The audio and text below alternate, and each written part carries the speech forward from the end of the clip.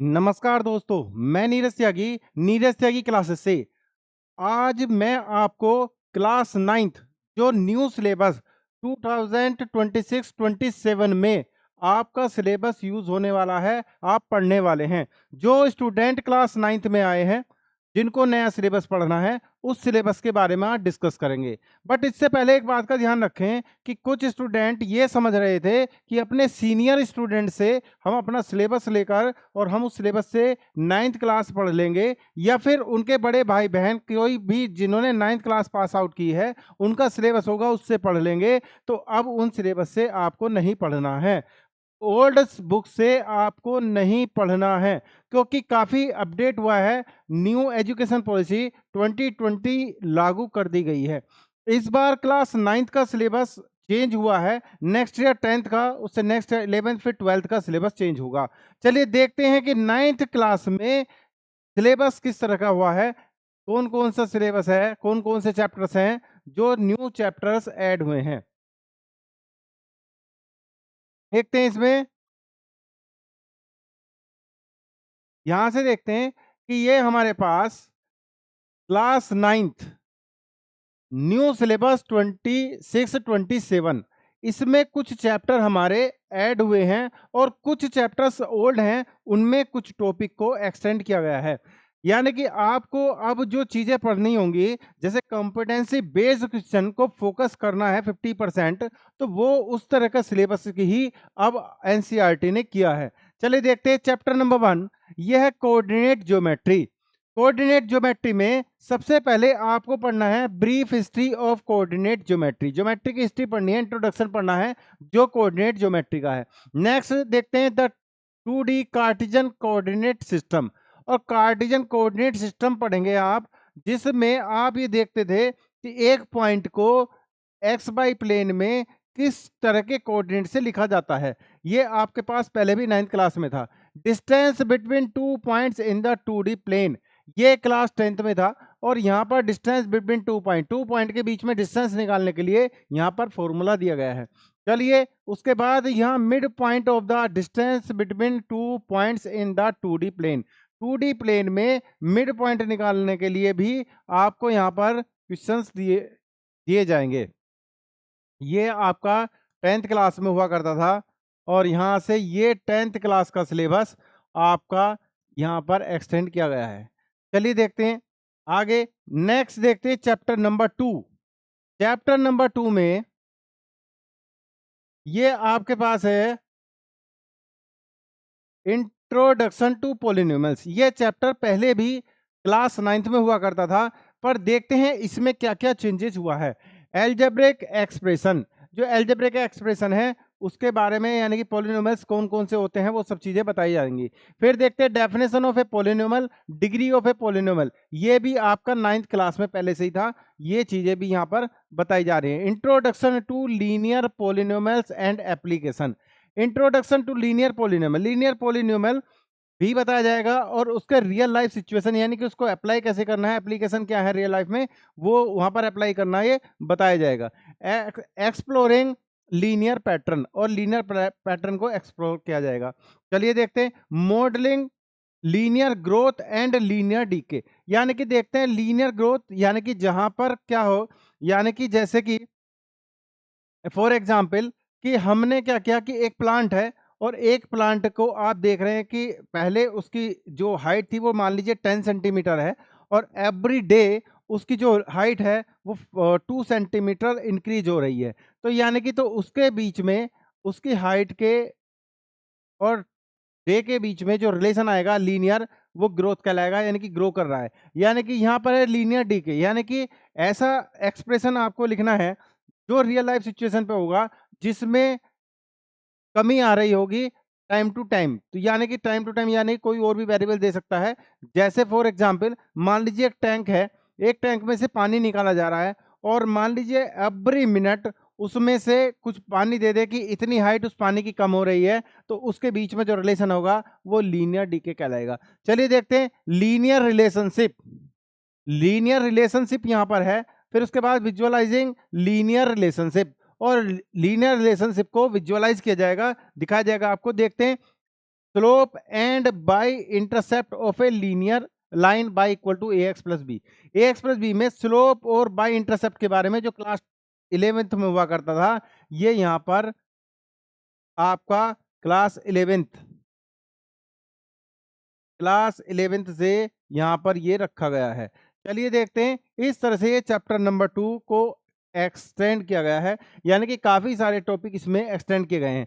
दरअसल क्या है, अब न्यू एजुकेशन पॉलिसी में कॉम्पिटेंसी बेस्ड क्वेश्चंस को फोकस किया जाएगा। It means real life situation, यानी कि पहले ये पूछते थे स्टूडेंट कि सर ये यूज कहाँ है रियल लाइफ में, तो ये ऑटोमेटिकली यहाँ पर चीजें रियल लाइफ सिचुएशन पे आपको कराई जाएंगी, बताई जाएंगी कि आप इसको अप्लाई रियल लाइफ में कैसे करते हैं। चलिए देखते हैं आगे। Next, number system, introduction to rational number, ये भी आपका पहले से होता था। Representation of rational numbers on the real line, ये भी पहले हुआ करता था। Density of rational numbers and its proof, और उसका प्रूफ के बारे में बात होगी। Finding rational numbers between any two rational numbers, ये भी पहले हुआ करता था आपका 9th क्लास में कि रेशनल नंबर दे रखे हैं, उनके बीच में आपको रेशनल नंबर फाइंड करने हैं। 2 रेशनल नंबर दे रखे हैं, उनके बीच में कह दिया 5 रेशनल नंबर राइट करने हैं, वो लिखने हैं। Decimal representation of rational number, ये भी पहले हुआ करता था। इंट्रोडक्शन टू इरेशनल नंबर, ये इंट्रोडक्शन जो है इरेशनल नंबर का, ये आपके पास वहां पर नहीं हुआ करता था। तो अब ये इंट्रोडक्शन टू इरेशनल नंबर, ये 9th क्लास में इंट्रोडक्शन इसका इरेशनल नंबर का हुआ करता था। Proof of irrationality of √2 and √3, √2 और √3 का को प्रूफ करना है रेशनल, ये आपका क्लास 10th में हुआ करता था, ये यहाँ पर आया है। And the square root spiral, और स्क्वायर रूट निकालने के लिए इसमें बताया जाएगा। चलिए आगे देखते हैं। नेक्स्ट आपका है class chapter number 4। Chapter number 4 आपका इंट्रोडक्शन टू यूक्लिड ज्योमेट्री, ये पहले भी हुआ करता था। एक्सियोम्स एंड पोस्टुलेट्स, ये भी पहले हुआ करता था। हिस्ट्री ऑफ ज्योमेट्री, ये पहले हुआ करती थी। ये constructing a square with a given side as describe in the Baudhayana's Sulva Sutra. Baudhayana's क्या थे, एक महान प्राचीन प्राचीन भारत के एक महान ऋषि थे, और जो गणित के मैथमेटिशियन भी थे। और शुल्ब सूत्र क्या है, ये एक उन्होंने ग्रंथ लिखा था, और इस ग्रंथ में क्या है, काफी सारे ये क्या करता, that contains rules of geometry, और इसके अंदर रूल्स ज्योमेट्री के लिखे गए हैं। ठीक है ना। चलिए देखते हैं। Discovering Euclid's definitions, axioms, postulates, theorems, rules of geometry, सब के बारे में इसमें डिस्कस किया जाएगा। चलिए देखते हैं आगे। ये पहले भी हुआ करता था और अब भी है। चलिए देखते हैं। नेक्स्ट, ये लाइंस एंड एंगल्स, ये चैप्टर पहले भी हुआ करता था। और rays and angles, measures of angles, intersecting lines and angles, pairs of angles, theorems and examples on intersecting lines, theorems and examples on parallel lines, ये पहले भी हुआ करता था, और ये अब भी यहाँ पर क्लास 9th में है। चलिए देखते हैं chapter number 6। Chapter number 6 sequence and progression, ये जो कंप्लीट चैप्टर है 10th क्लास में कुछ इसका पार्ट हुआ करता था, यानी कि एपी, और कुछ इसका पार्ट 11th क्लास में था जीपी। ये इतना पोर्शन यहां से, ये एपी आपका 10th क्लास से आया है, और जीपी आपका 11th क्लास से यहाँ पर आया। ये 11th क्लास से, ये 10th क्लास, ये कंप्लीट चैप्टर न्यू चैप्टर है फॉर क्लास 9th। ये कंप्लीट चैप्टर आपको अब क्लास 9th में पढ़ना होगा। चलिए देखते हैं आगे। ट्रायंगल्स, ये पहले से ही क्लास 9th में चैप्टर हुआ करता था, और यहाँ से आप देख रहे हैं ट्रायंगल्स कॉन्ग्रुएंस थ्योरम्स, इस कॉन्ग्रुएंस थ्योरम पर डिपेंडेंट, कॉन्ग्रुएंस ट्रायंगल्स पर डिपेंडेंट, इसमें सारे क्वेश्चंस हुआ करते हैं। Practical application and uses of triangle, ये प्रैक्टिकल एप्लीकेशन जो रियल लाइफ सिचुएशन पर है। Conditions of congruence of triangles and their proofs, और उसके प्रूफ भी होंगे यहाँ पर। थ्योरम्स ऑन ट्रायंगल्स, ट्रायंगल्स पर थ्योरम्स होंगी। Propositions and the converse of a propositions होंगे। Problems based on application of theorems on triangles, ये आपको पहले से ही क्लास 9th में हुआ करता था। क्लास 8th में देखते हैं, सॉरी चैप्टर 8th में यहाँ पर है मेंसुरेशंस, एरिया एंड पैरामीटर्स। एरिया और पैरामीटर्स में मेंसुरेशन में केवल हीरोन्स फॉर्मूला था, इसमें कुछ एक्स्ट्रा टॉपिक इंक्लूड कर दिए गए हैं। Parameters of shape, parameters of circle, introduction to pi, pi का इंट्रोडक्शन इसमें रहेगा, एंड इट्स इरेशनलिटी, और ये इरेशनल नंबर कहलाता है, इसके बारे में इसमें बताया गया है। Length of an arc, arc की लेंथ फाइंड करना, ये एक्स्ट्रा में है। एरिया ऑफ शेप्स, इस शेप्स का एरिया जिसमें रेक्टेंगल्स है, पैरेललोग्राम्स हैं एंड ट्रायंगल्स हैं, ये सब यहाँ रहेगा। हीरोन्स फॉर्मूला ये पहले भी था सिलेबस में, अब भी सिलेबस में है। स्क्वायरिंग रेक्टेंगल्स यहाँ से देखेंगे। प्रूफ फ्रॉम बुधायंस सुलभा सूत्र, फिर भी ये क्या है, जो बुधायन मैथमेटिशियन थे जिन्होंने ये बुक लिखी थी, इसी से ये लिया गया, फ्रॉम कहा बुधायंस सुलभा सूत्र। चलो देखते हैं next, area of circle derivation. Area of circle का डेरिवेशन है, पहले भी हुआ करता था, अब भी है। Area of the sector of a rectangles, area of the sector of rectangles, ये यहां पर न्यू है। नेक्स्ट देखते हैं Brahmagupta formula for the area of the circles, और फिर साइक्लिक फोरगोन और Heron's formula as a special case of ये ब्रह्मगुप्तास फॉर्मूला, ये यहां पर न्यू ऐड किया गया है। चलिए देखते हैं चैप्टर नंबर 9। चैप्टर नंबर 9 ये क्या है, algebraic identities, exploring the algebraic identities. यहाँ क्या है, रिवाइजिंग एल्जेब्रिक आइडेंटिटी, आइडेंटिटीज को रिवाइज कराएंगे। Visualising identity using geometrical model, geometrical model use करके विजुअलाइज कराएंगे। Factorisation of algebraic expression using identities, more identities and their application, और अधिक identity रहेंगी और उनके एप्लीकेशन रहेंगे। Visualisation factorisation of the quadratic expression through algebraic tiles, algebraic tiles कहलाती हैं, यानी कि छोटे छोटे स्क्वायर या फिर रेक्टेंगल की हेल्प से हम क्या करते हैं, जो एल्जेब्रिक एक्सप्रेशन है वो उसे फिगर की हेल्प से समझाया जाता है। चलिए देखते हैं factorisation without using algebraic tiles, without using algebraic tiles से फैक्टराइजेशन कराना है। फाइंडिंग इन न्यू आइडेंटिटीज और सिंप्लीफाइंग रेशनल एक्सप्रेशन, और रेशनल एक्सप्रेशन को क्या कराएंगे, सिंप्लीफाई कराएंगे। चैप्टर नंबर 10 देखते हैं। चैप्टर नंबर 10 में क्या होगा, फोरगोन quadrilaterals, properties of parallelogram, important theorems related to parallelograms and their proof, the midpoint theorem and its application, understanding the node, understanding और क्या है, central symmetry in the context of the parallelogram। तो देखते हैं, तो यहाँ से ये हमारे पास चैप्टर नंबर 10 में रहेंगे। नेक्स्ट देखते हैं चैप्टर नंबर 11, ये सर्किल चैप्टर है, ये पहले भी हुआ करता था। देखते हैं practical application and uses, circles, definition related to a circle, centre, diameter and radius, chords and the angles they subtend, और mid points and perpendicular bisectors of theorem, bisectors of chords, distance of the chords from the centre, subtend angles by an arc, और क्या गया, cyclicity of points. Next देखते हैं chapter number आपका 12, ये chapter completely 10th class से आपका 9th class में रख दिया गया है। अभी चूंकि 10th क्लास का सिलेबस ओल्ड है तो वहां पर भी ये चैप्टर है, बट यहां पर अब ये चैप्टर 9th क्लास में रख दिया गया है। नेक्स्ट ईयर ये 10th क्लास से हट जाएगा, ठीक है। पहले 9th क्लास में 12 चैप्टर हुआ करते थे, अब 15 चैप्टर्स क्लास 9th में 12 चैप्टर हुआ करते थे, अब क्लास 9th में 15 चैप्टर्स हैं।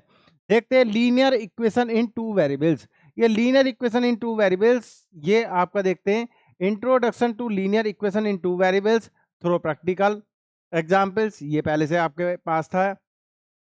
यहां पर देखते हैं solution of linear equation in two variables, graphically representation, इसका ग्राफिकल रिप्रेजेंटेशन देखते हैं। फिर क्या कहा, slope intercept form of linear equation in two variables, यहाँ पर क्या है, slope intercept form of linear equation in two variables. फिर क्या है, drawing graphs of linear equation when x and y assume only centre values. Pair of linear equation, यहाँ से ये पेयर ऑफ लीनियर इक्वेशन से ये क्लास आपका 10th का हुआ करता था, जो कि यहाँ पर आया। Pair of linear equation in two variables, graphically method for solving a pair of linear equation in two variables, और nature of solution, consistency and inconsistency, algebraic methods of solving a pair of linear equation, method of substitution and method of elimination। ये आपका class 10th में था, जो कि अब class 9th में include हुआ है।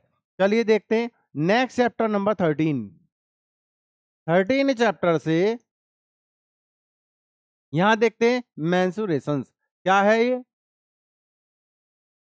Surface area and volume. Surface area and volume पर यहाँ क्वेश्चंस हुआ करते थे, पहले भी हुआ करते थे, अब भी हैं।